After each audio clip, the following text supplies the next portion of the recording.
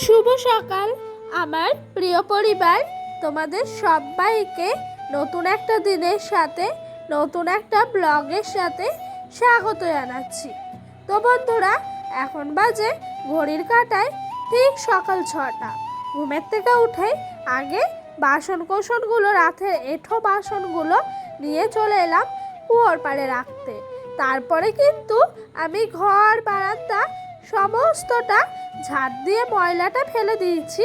তারপরে তুলসী মঞ্চ লেপে দুয়ার ঘরেও মারুলিটা দিয়ে দিলাম। তারপরে জানো তো, আর দেরি না করে চলে এলাম ঝটপট করে আমাদের উঠানটা ঝাড় দিতে। তো আমাদের উঠানটা তো অনেকটা বড়, তোমরা তো আগের ব্লগগুলোতে দেখেইছো। ওই পাশটা ঝাড় দিই লম্বাভাবে, তার আগে কিন্তু আমি এই দিকটা ঝাড় দিয়ে নিই। এইদিকে কিন্তু আমরা জামা কাপড়গুলো মেলে রাখি, সেই কারণে আরও বেশি করে সবার আগে ঝাড় দিয়ে এদিককার নোংরাটা নিয়ে গিয়ে তারপরে রাস্তার থেকে সমস্ত নোংরা পাতা নিয়ে এসে এদিকে জমা করি। তো বন্ধুরা, আজকে ঘুমের থেকে উঠে থেকে দেখছি মেঘলা আকাশ।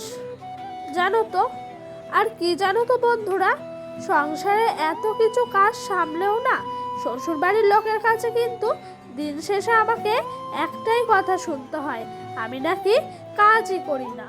আমার সংসারে নাকি কোনো কাজ নাই, খালি সকালবেলা দুটো বাসন মাজা আর উঠানটা ঝাড় দেওয়া, এইটুকুই নাকি আমার কাজ। তো যারা এসব কথাগুলো আমাকে বলে না, তাদের উদ্দেশ্যে আমি একটাই কথা বলতে চাই, তোমরা পারলে আমার ব্লগগুলো দেখো, আমি কতটা কি কাজ সারি আর আমার সংসারে কতটা কাজ আছে। ফালতু বোকার মতো এসব উল্টোপাল্টা কথা রটিও না। তো বন্ধুরা, তোমাদের সঙ্গে কথা বলতে বলতে ওইদিকে উঠান ঝাড় দেওয়া হয়ে গেল, এদিকে ভাবলাম উনানটা সকাল সকাল লেপি। আর লেপতে গিয়ে দেখলাম কি ভয়ঙ্কর কাণ্ড। কারণ কি জানো তো, উনানটা না এই বৃষ্টি হচ্ছে, বৃষ্টিতে ভিজে ভিজে উনানটা একদম ভেঙে গেছে। লেপতে গেছি, তখন নুড়িটা যেই উনানের গায়ে দিয়েছি সব মাটিগুলো কিন্তু উঠে এসেছে।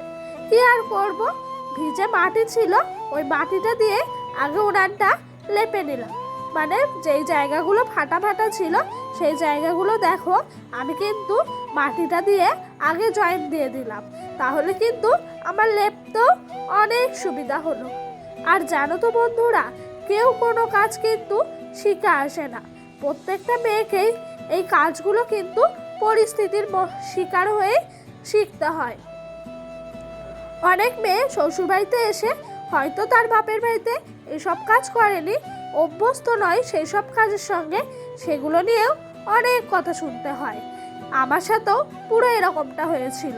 আমি কিন্তু আগে এইসব কোনো কাজই জানতাম না, তাও আমাকে শুনতে হয়েছিল আমার মা নাকি আমাকে কিচ্ছু না শিখে বিয়ে দিয়েছে। কি দরকার ছিল এরকম মেয়েকে বিয়ে দেওয়ার?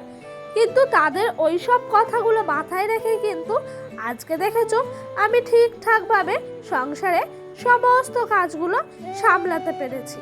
অনেক খারাপ কথাই কিন্তু অনেক মেয়েকে বা অনেক মানুষের জীবনে একটা নতুন অধ্যায় খোলার কাজে দেয়। কারণ কি বলতো, ওইসব খারাপ খারাপ কথাগুলো আমি হয়তো না শুনলে আমি এখনো অবধি এইসব কাজগুলো করতেই পারতাম না, আর আমার মধ্যে একটা জেদও হতো না। তো বন্ধুরা, আজ অনেক কথাই বলে ফেললাম তোমাদের সাথে। তো তারপরে উনানটা লেপা হয়ে গেল, আর এইদিকে কিন্তু আমি চলে এলাম বাসনগুলোকে মাজতে। তো এগুলো ওই যে বললাম না তোমাদেরকে, রাতের এঁঠো বাসন। আর জানো তো, যেই নুড়িটা দিয়ে আমি বাসনগুলো মাজি না, সেই নুড়িটা অনেকটা নরম হয়ে গেছে। আর আমি তো তোমার আলুর বস্তাগুলো হয় না প্লাস্টিকের, ওইগুলো দিয়ে বাসন মাজি। তো আমি একটা আলুর বস্তা কালকে রাতে কেটে রেখেছিলাম, কারণ সকালবেলা এই আলুর বস্তাটা যেটা ছিল আগের সেটা কিন্তু একদম খারাপ হয়ে গেছে। তাই নতুন একটা আলুর বস্তা নিলাম, যাতে ধার থাকে আর বাসনগুলো কিন্তু এঁঠোগুলো তাড়াতাড়ি করে উঠে যায়। আর জানো তো, সারা রাত জমা থাকে, তো সকালে বাসনগুলো মাজতে গিয়ে এঁঠো ওঠেই না, সেই জন্য কিন্তু আমি রাতের থেকে কাজগুলো সেরে রাখলাম।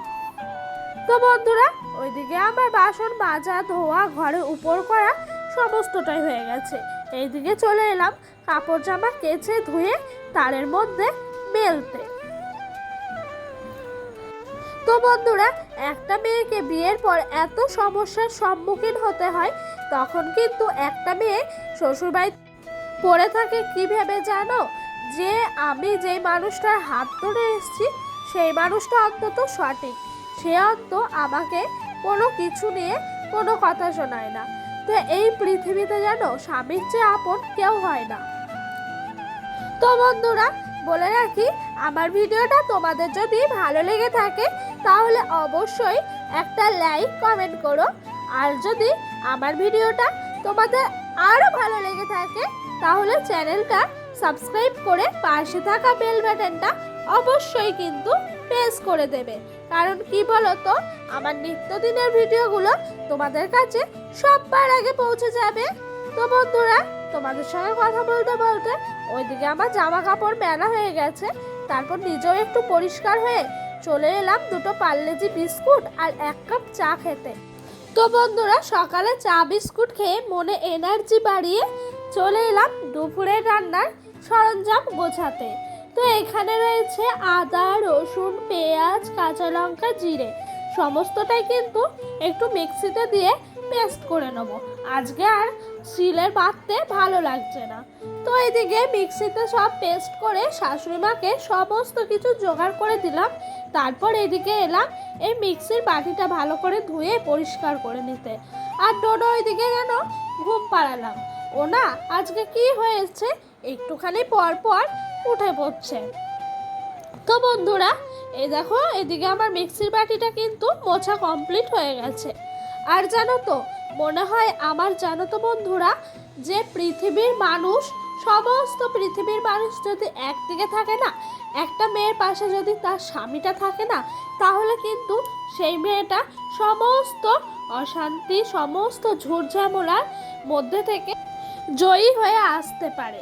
তো বন্ধুরা, এইদিকে কথা বলতে বলতে আমার কিন্তু চিকেনটা দেখেছো পুরো রান্না হয়ে গেছে। আর এই কাঠের চালে চিকেন হালকা হালকা আঁচ দিয়ে দিয়ে আজকে করা হয়েছে। দেখেছো, আগুন কিন্তু ভেতরে হালকা হালকা মিট মিট করে আগুন জ্বলছে। আর সেই আগুনেই কিন্তু হালকা হালকা করে তোমার ঝোলগুলো ফুটছে। খেতে কিন্তু সুস্বাদু হয়েছিল। আর আমি, জানো তো, রাতের বেলা ভয়েস ওভার দিচ্ছি। আমার কিন্তু মাংসর ঝোলটা দেখে এখনই জিভ দিয়ে লোল পড়ে যাচ্ছে। আর দেখেছো, উনানটা কিন্তু ঠিক করাতে কত সুন্দর শুকিয়ে গেছে। উনানটা যদি ঠিক না করে ওরকমভাবে লেপে রেখে দিতাম তাহলে কিন্তু আরও মাটি ছেড়ে যেত। তো বন্ধুরা, রান্না বান্না শেষ করার পর এদিকে দেখেছি কালো মেঘ করে তোমার এসছে। আকাশে মনে হচ্ছে কি একটা হয়ে গেছে। এখন বেশি বেলা হয়নি জানো, এখন বাজে ঠিক 4টে মতো। আর আকাশের পরিস্থিতি কিন্তু একেবারে দেখে মনে হচ্ছে রাত হয়ে গেছে। দেখেছো, ঘরের মধ্যে লাইট জ্বালানো আছে।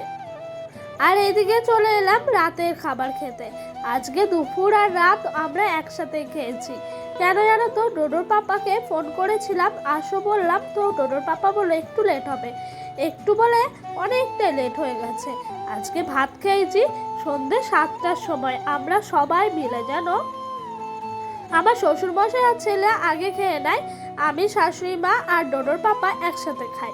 তো সেই জন্য আরও একটু লেট হয়ে গেছে একসাথে খাবো বলে। আর এখন কিন্তু দেখেছো মাংসর মধ্যে দিয়ে ধোয়া বেরোচ্ছে। এখন বাজে সন্ধ্যে 7টা। এখনই খেয়ে নিয়েছি দুপুরের ভাত, মানে দুপুর আর রাত, আর রাতে ভাত খাইনি।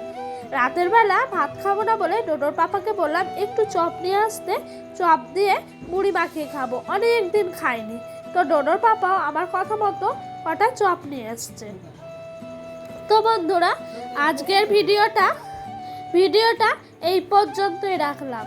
তো বন্ধুরা, বাই, দেখা হবে নতুন নেক্সট ব্লগে।